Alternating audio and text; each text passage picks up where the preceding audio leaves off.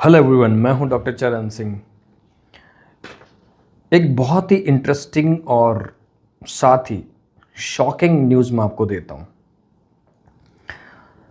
1980s में एक research हुआ जिसमें पाया गया कि इमरजेंसी डिपार्टमेंट में जितनी विजिट्स होती हैं, मतलब हम इमरजेंसी में जब भी हॉस्पिटल जाते हैं, उसका 60 to 80% जो प्रॉब्लम्स हैं वो स्ट्रेस रिलेटेड होती हैं।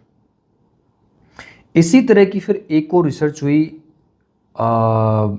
1990s में। उस रिसर्च में ये देखा गया कि सिर्फ 15 से 16% लोगों की जांच में कुछ गड़बड़ आती है, वो लोग जो इमरजेंसी को विजिट कर रहे हैं।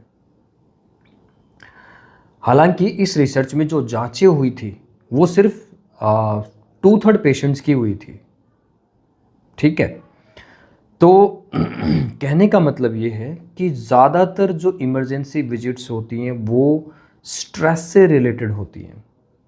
किसी को अचानक सर दर्द हो गया, किसी को अचानक वोमिटिंग हो गई, किसी को अचानक हेडेक होने लग गया, माइग्रेन हो गया, किसी को अचानक एसिडिटी हो गई, किसी को अचानक पेट दर्द हो गया, कोई अचानक बेहोश हो गया, कोई अचानक गिर गया, किसी का बीपी अचानक शूट कर गया, किसी को अचानक छाती में दर्द हो गया। ये एक बहुत ही इंटरेस्टिंग और इम्पोर्टेंट फैक्ट है जानने के लिए कि जब भी कोई इमरजेंसी विजिट होती है तो most of the cases up to 80% वो स्ट्रेस रिलेटेड होती है। तो अब इस वीडियो में मैं ये डिस्कस करने वाला हूँ कि अगर कोई व्यक्ति लगातार स्ट्रेस में रहे तो उसको क्या क्या हो सकता है, उसकी बॉडी में शारीरिक क्या क्या समस्याएं पैदा हो सकती है। प्रॉब्लम है स्ट्रेस रिलेटेड, यानी प्रॉब्लम है मानसिक, लेकिन लक्षण कहाँ आएंगे? शरीर में। इसलिए आपने सुना होगा कि ज़्यादातर जो समस्याएं हैं वो साइकोसोमेटिक होती हैं। साइकोसोमेटिक का मतलब प्रॉब्लम आपको स्ट्रेस की है लेकिन लक्षण आपकी बॉडी में आ रहे हैं। तो उस लिस्ट में जो मैं सबसे पहले बताऊंगा वो है सिरदर्द या फिर माइग्रेन का हेडेक। यानी हेडेक से रिलेटेड जितनी प्रॉब्लम्स हैं वो स्ट्रेस रिलेटेड हो सकती हैं। और आपको ये पता है या फिर आपने सुना होगा, पढ़ा होगा कि मोस्ट कॉमन जो हेडेक है वो टेंशन हेडेक है, मतलब टेंशन की वजह से पैदा होने वाला हेडेक। इसी तरह से जो लोग स्ट्रेस में रहेंगे उनको डिप्रेशन ज़्यादा होगा, डिप्रेशन जल्दी होगा, उनको इंसोम्निया की प्रॉब्लम हो जाएगी, यानी कि नींद नहीं आएगी, छाती में दर्द या छाती में जलन हो जाएगा। आपने कितनी बार ऐसा देखा होगा कि एक पेशेंट छाती में दर्द लेके और इमरजेंसी डिपार्टमेंट जाता है, ईसीजी होती है और ईसीजी नॉर्मल आती है, क्योंकि वो स्ट्रेस रिलेटेड भी हो सकता है, वो कार्डियक प्रॉब्लम भी हो सकती है, वो कोई और प्रॉब्लम भी हो सकती है।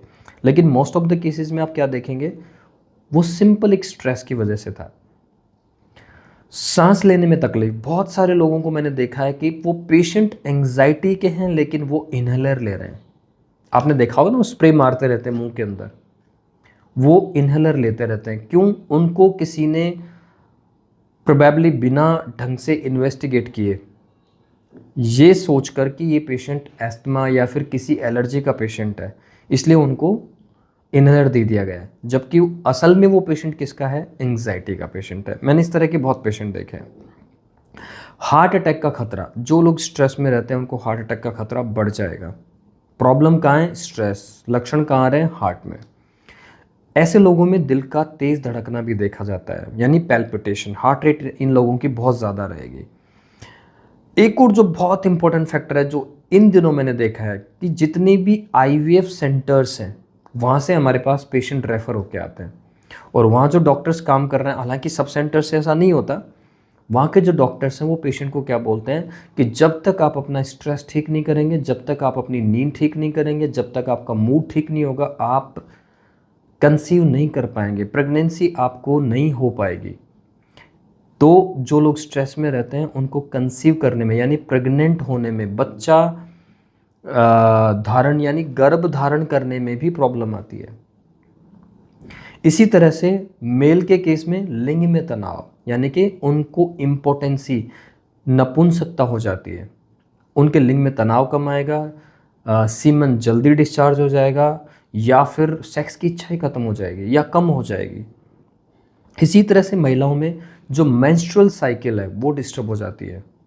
आपने ऐसी बहुत सारी फीमेल्स देखी होंगी जिनका मासिक धर्म कंटिन्यू नहीं होता है या लगातार कंसिस्टेंटली नहीं आता है, कभी कम कभी ज़्यादा, कभी कम टाइम में कभी ज़्यादा टाइम में। उनमें मोस्ट ऑफ द केसेस में आप पाएंगे कि एक स्ट्रेस बहुत इंपॉर्टेंट फैक्टर हो सकता है। एक और जो सबसे इंपॉर्टेंट है वो है रोग प्रतिरोधक क्षमता। ऐसा देखा गया है बहुत सारी रिसर्च में कि जो लोग स्ट्रेस में रहते हैं ना, उनकी रोग प्रतिरोधक क्षमता कम हो जाती है। देखिए, हमें रोगों से कौन बचाता है? हमें रोगों से बचाता है हमारा अंदर का डॉक्टर, जिसको हम कहते हैं हमारा इम्यून सिस्टम, रोग प्रतिरोधक क्षमता। आपको ये जान के शायद हैरानी हो कि हमारे बॉडी के अंदर बहुत सारे गलत बैक्टीरियाज हमेशा रहते हैं। जैसे कि ज़्यादातर लोगों के शरीर में टीबी के बैक्टीरिया हर वक्त होते हैं, लेकिन उनको टीबी नहीं हो सकती, कारण हमारे अंदर का जो रोग प्रतिरोधक क्षमता है वो हमें बचा के रखता है। तो सपोज करिए कि आपके शहर में एक दबंग आईपीएस आ गया, तो जो छोटे मोटे गुंडे होते हैं वो क्या करते हैं? सबसे पहले शहर छोड़ के दूसरे शहर में जाते हैं। लेकिन अगर आईपीएस यानी आपकी सिटी का एसपी बहुत दबंग नहीं है, बहुत स्ट्रिक्ट नहीं है, तो वो गुंडे अपना काम करते रहते हैं। तो कुछ इसी तरह से समझिए इसको कि आपकी बॉडी की रोग प्रतिरोधक क्षमता अगर अच्छी है तो आपको रोग कम होंगे, बार बार इन्फेक्शन। आपने बहुत सारे लोगों को ये कहते हुए सुना होगा कि मुझे तो नज़ला रहता है हमेशा, मुझे तो हमेशा जुकाम रहता है, मेरी तो जुकाम कभी निकलती ही नहीं है। आप उनसे पूछ के देखिए ठीक से आप कब सोए थे लास्ट टाइम? ठीक से सोते तो सब ही हैं, साउंड स्लीप। आप चिंता में तो नहीं रहते हो, आप ज़्यादा घृणा तो नहीं करते हो, नफरत तो नहीं करते हो, गुस्सा तो नहीं करते हो। इन सब से स्ट्रेस इकट्ठा होता है। तो जो लोग स्ट्रेस में रहेंगे उनकी रोग प्रतिरोधक क्षमता कम होती है। एक और एग्जांपल से इसको समझिए। जब कोविड आया था, मैंने बहुत करीब से हॉस्पिटल्स में ड्यूटी दी थी और मैंने देखा कि जो पेशेंट ये बोलता हुआ हॉस्पिटल में घुसा था कि मुझे बचा लो, मुझे बचा लो, अनफॉर्चुनेटली वो बच नहीं पाया। उसका कारण, मुझे बचा लो का मतलब ये है कि वो पेशेंट घबरा गया है, डर गया है, स्ट्रेस में आ गया है, बहुत ज़बरदस्त एंग्जाइटी में आ गया है। और जब भी आप एंग्जाइटी डिप्रेशन में जाएंगे, स्ट्रेस में जाएंगे, आप डरेंगे किसी भी डायग्नोसिस से, तो आपकी रोग प्रतिरोधक क्षमता कम हो जाएगी। और जो रोग प्रतिरोधक क्षमता आपको कोविड से बचाने वाली थी वो तो आपने खत्म कर दी है स्ट्रेस की वजह से, तो फिर आपको बचाएगा कौन? डॉक्टर आपकी मदद करता है, आपको ठीक आपकी बॉडी खुद करती है, आपकी रोग प्रतिरोधक क्षमता खुद कर ठीक करती है। अगर दवाइयों से सब ठीक होते, अगर दवाइयों से सब ठीक होते तो फिर तो हम सबको ही बचा लेते। लेकिन सेम दवा सेम डिजीज़ में सब पे काम नहीं करती है। क्यों नहीं करती है? क्योंकि सबकी रोग प्रतिरोधक क्षमता अलग अलग है, सबकी जो बीमारियां हैं वो अलग अलग हैं, सबकी कॉमोबिलिटीज़ जो हैं वो अलग अलग हैं, सबका शरीर अलग अलग है। इसलिए सेम दवा सेम डिजीज़ होने पे भी रेस्पॉन्स अलग अलग आता है। इसी तरह से हाई ब्लड प्रेशर, जो लोग स्ट्रेस में रहेंगे उनको ब्लड प्रेशर ज़्यादा रहेगा। इसी तरह से डायबिटीज़, मैं पहले भी बता चुका हूँ कि अगर आप एक रात भी ना सोएं, अगले दिन अगर आप ब्लड शुगर चेक करेंगे तो बढ़ी हुई मिल सकती है आपको। इसी तरह से पेट में दर्द, अपच, एसिडिटी, गैस बनना, कॉन्स्टिपेशन, ये सब स्ट्रेस की वजह से हो सकते हैं। आपने एक नाम सुना होगा IBS, इरिटेबल बाउल सिंड्रोम। किसकी वजह से होता है? स्ट्रेस। प्रॉब्लम कहाँ है? पेट में। लोग एंडोस्कोपी पे एंडोस्कोपी कराते रहते हैं, रिजल्ट कुछ मिलता नहीं है। प्रॉब्लम कहाँ है? स्ट्रेस। उसका आपने कोई इलाज लिया नहीं तो आप एंडोस्कोपी कराते रहिए, इलाज कभी होगा नहीं। क्योंकि जो कारण है उसको ठीक करिए पहले, और कारण है आपके माइंड में स्ट्रेस। तो पेट खराब हो जाएगा जब भी किसी को स्ट्रेस रिलेटेड प्रॉब्लम होगी या चिंता या तनाव होगा, तो पेट खराब रहेगा उस आदमी का। ऐसे बहुत सारे लोग हैं जो पिछले 10-10 साल से खाली पेट का कैप्सूल खा रहे हैं सुबह। क्यों खा रहे हैं? क्योंकि उनका पेट खराब रहता है। पेट खराब क्यों रहता है? क्योंकि वो स्ट्रेस में रहते हैं। पेट खराब होने के और बहुत सारे कारण हो सकते हैं, लेकिन एक इम्पॉर्टेंट जो कारण है वो है आपका मेंटल स्ट्रेस। इसी तरह से मांसपेशियों में दर्द। बहुत सारे लोग क्या कंप्लेन करते हैं, कभी मेरे कमर में दर्द होता है, कभी पैर में दर्द होता है, कभी पेट में दर्द होता है, कभी पैरों की मांसपेशियों में दर्द होता है, कभी हाथ की मांसपेशियों में दर्द होता है। मतलब उनका दर्द चेंज होता रहता है। एक और इम्पोर्टेंट फैक्टर वो है सर्वाइकल।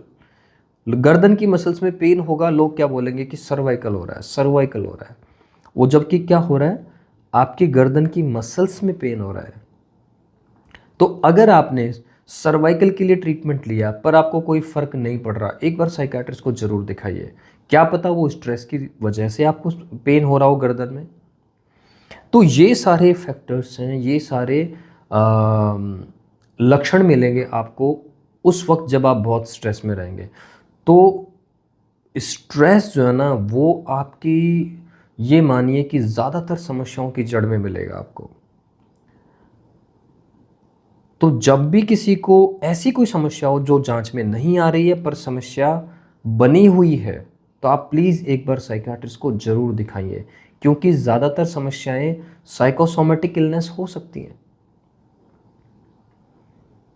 तो प्रॉब्लम कहाँ पे है, माइंड में। लक्षण कहाँ पे नज़र आएंगे, शरीर में। तो आप ये नहीं कह सकते कि मुझे तो पेट की प्रॉब्लम है, मैं माइंड के डॉक्टर को क्यों दिखाऊं। देखिए, माइंड हमारी बॉडी का मास्टर है। अगर माइंड डिस्टर्ब होगा तो बॉडी 100% डिस्टर्ब होगी।